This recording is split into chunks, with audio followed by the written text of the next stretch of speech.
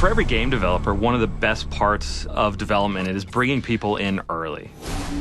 These guys are the best of the best, and they're looking at our game, and we just hope that they enjoy what they see. Just being a part of this, even though it's just for a day, is a remarkable experience. Being able to try something before everyone else, it gets the driving me going. I'm all excited.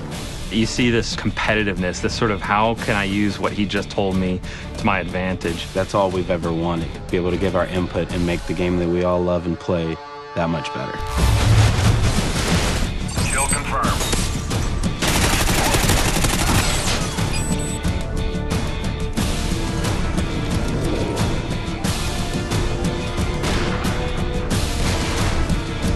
Crank really developed from the idea of playing again with the TDM rules. We've added this idea that once you get a kill, you become cranked. You start speeding up, you're running all crazy. And then you have 30 seconds to kill another enemy, and if you don't, you explode. And die. And all of a sudden it becomes very frantic Call of Duty. Lots of kills really quickly. I was running around the map going crazy looking for that last kill at the 2-second mark. You get a guy in your sights and someone comes in and steals that kill from you, and then you blow up, that's kind of a problem.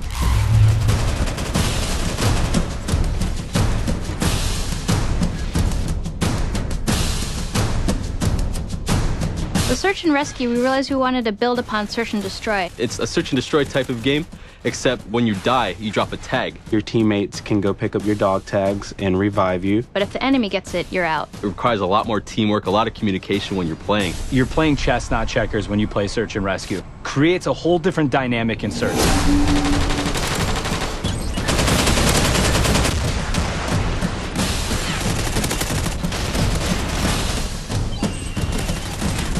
Reviving teammates and taking out the enemy's tags became another objective within the search and destroy mode. I think it's going to be a lot more strategy involved.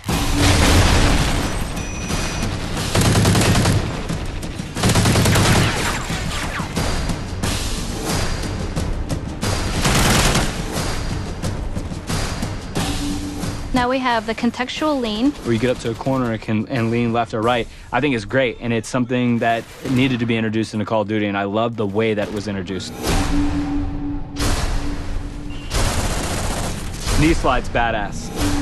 To be able to slide and then get into a position and be ready to roll in that position is a unique thing in Call of Duty. Basically, when you're sprinting, you do like a cool slide animation. I was sliding all over the place with that thing. And also the mantling ability. Basically, when you're climbing up on stuff, you like carry your momentum with you. I loved that. It just promotes faster gameplay, more swift movement.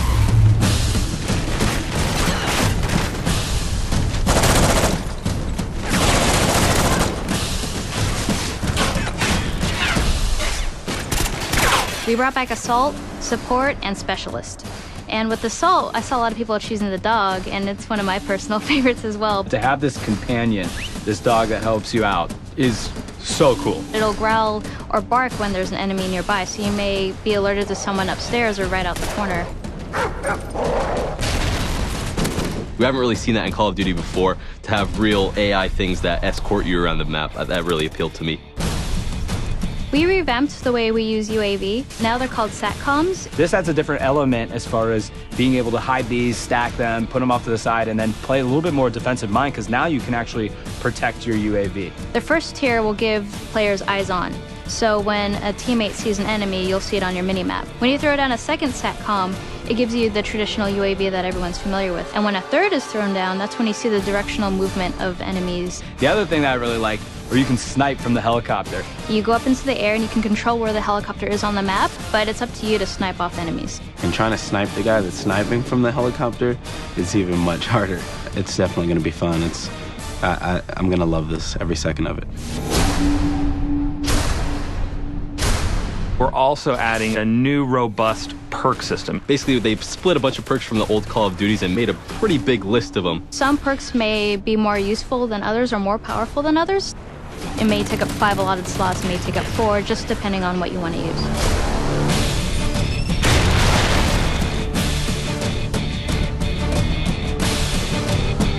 Usually when you're playing online, you have your headsets and you're calling out where enemies are, but sometimes when you're here in the moment, you forget to.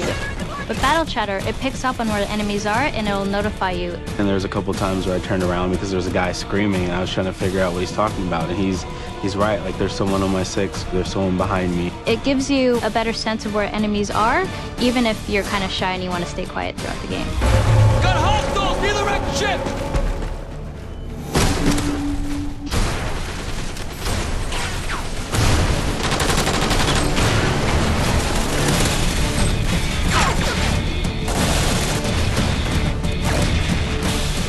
Working on Call of Duty Ghosts has been an amazing trip. We're getting close to the finish here. Everyone's really excited. We were a launch title for the 360, and now to be a launch title for the Xbox One, it's a really, it's kind of a fun, monumental occasion for us. We know it's a lot more work. We know it's a lot harder, and that actually, I think, just drives us more. And I'm really excited about how Call of Duty Ghosts is going to turn out on Xbox One.